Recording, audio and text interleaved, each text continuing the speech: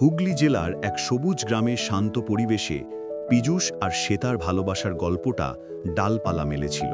তাদের দুজনের নামেই যেন মিশে আছে এক মিষ্টি প্রেমের আবেশ।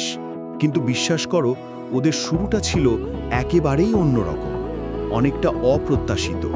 আজ আমরা সেই অসাধারণ গল্পটাই শুনব শ্বেতার প্রিয় বান্ধবীদের মুখে, তাদের গভীর আবেগ আর অনুভূতির ছোঁয়ায়। বোঝে না বোঝে না বোঝে না মন, এলে আজ নিয়ে কোন স্বপ্নের খুন। রয়ে যাও চলে আমার, পেতে চাই এভাবে সারাটা জীবন। শ্বেতার যখন পীযূষের সাথে দেখাশোনা হয় তখন আমাদের অনলাইনে ক্লাস চলতো কোভিড-19-এর জন্য। তো আমাদের জুম মিটিং এ ক্লাস চলছে আর সেটা আমাকে মেসেজ করছে, এই আমার জন্য ছেলে দেখা হয়েছে, দেখবি? বলছি পাঠা রে পাঠা, দিয়ে পাঠিয়েছে একটা ছেলের ছবি। বলছি এটা? বলছে হ্যাঁ। বলছি তারপর তুই কতটা ব্লাশ করছিস? বলছে আমার তো ভালো লেগেছে খুব। তোদের কেমন লাগছে?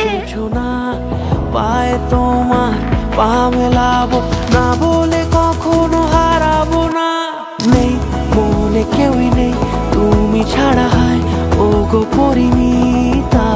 সব বেনারসিতেই তোমাকে মানায় ও গো পরিণীতা। আর কি ওর জন্মদিনে আমরা ওকে একটা সারপ্রাইজ দিয়েছিলাম।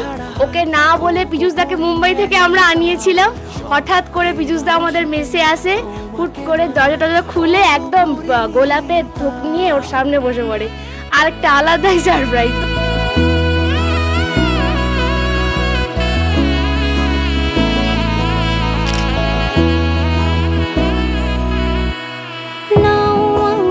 রাঙাও সিঁদুরে তোমার আছি আমি রাজি, তাই ইশারা পাঠাই হেসে বারে বার উপহারে আজি।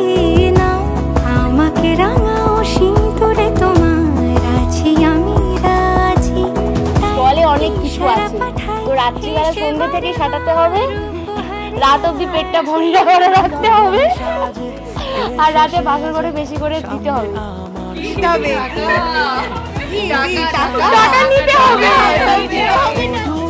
ধুলি এ লগনে, নেই মনে কেউই নেই তুমি ছাড়া, হয় ও গো পরিণীতা।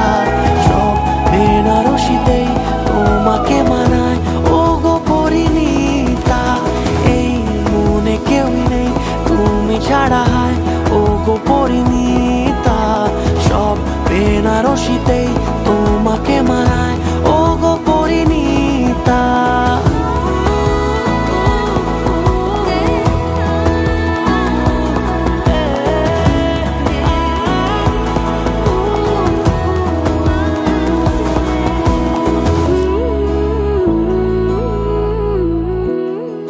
আর এভাবেই শেষ হলো আমাদের গল্প।